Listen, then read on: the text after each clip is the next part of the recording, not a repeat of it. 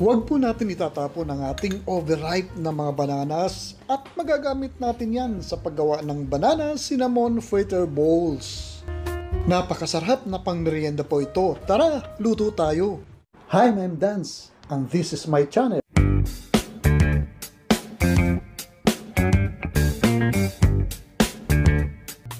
Ito po ay 5 piraso na medium na overripe na bananas. Overripe lang po ito pero hindi po ito bulok.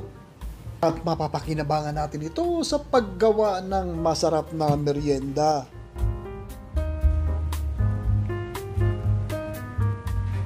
Gamit ang isang hand blender ay dudurugin lang po natin ito.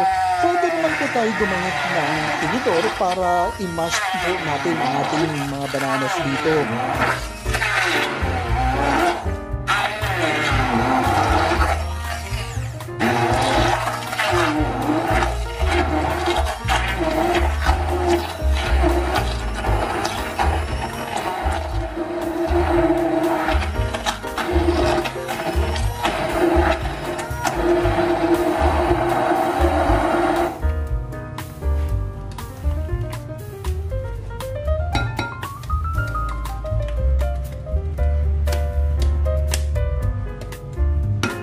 Ayan, pinong-pino na po ang ating dinurog na mga saging dito.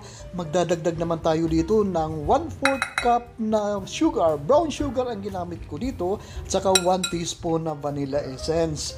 At saka 1/3 cup na powdered milk. Haluin lang po natin ito ng haluin hanggang sa mag-well combine po ang ating mga sangkap na idinagdag dito.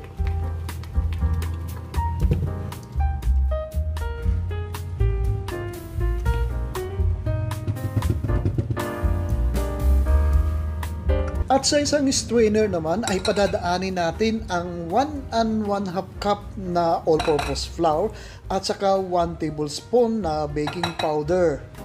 Isisift lang po natin ito para mawala po ang buo-buo sa ating harina at saka sa ating baking powder.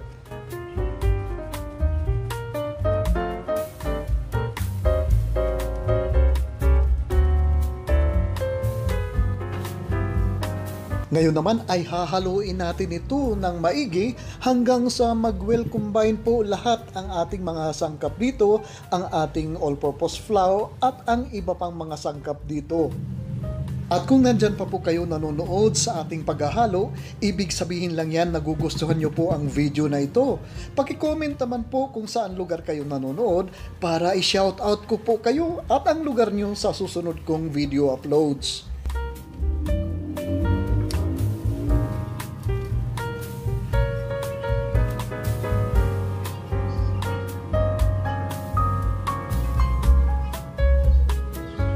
O ayan, maganda na ang pagkakahalo sa ating batter dito. Ngayon naman ay kukuha tayo ng 2 kutsara at isi-shape natin into maliliit na balls ang ating mixture dito.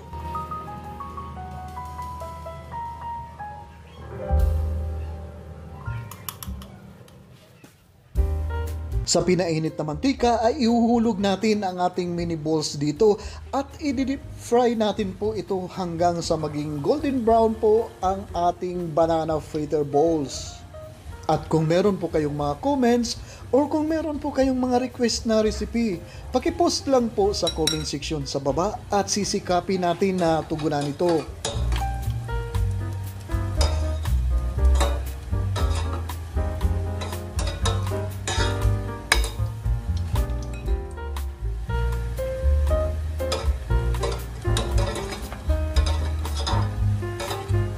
O ayan, nag-uumpisa na maging golden brown ang ating banana fritter at hahanguin na po natin ito pag ganito na po ang kulay ng ating balls.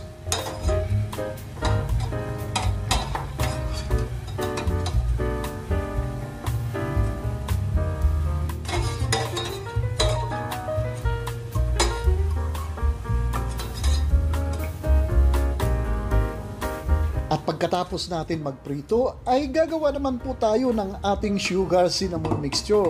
1/2 cup na sugar, hahaluan natin ng 1/2 teaspoon na cinnamon po. Haluin lang natin ng maigi hanggang sa mag-well combine ang dalawang sangkap dito. At yung iba ay hindi mahilig sa cinnamon, pwede naman sugar na lang po ang ating i-dred sa ating bowls mamaya.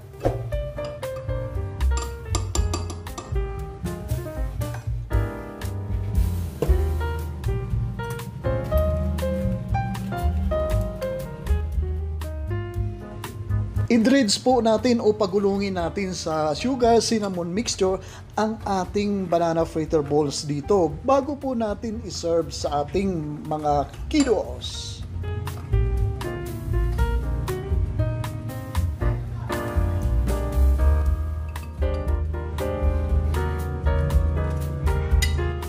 Ito na po ang ating napakasarap na banana cinnamon fritter balls.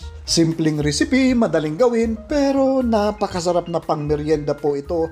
Certified rapsa po talaga ito.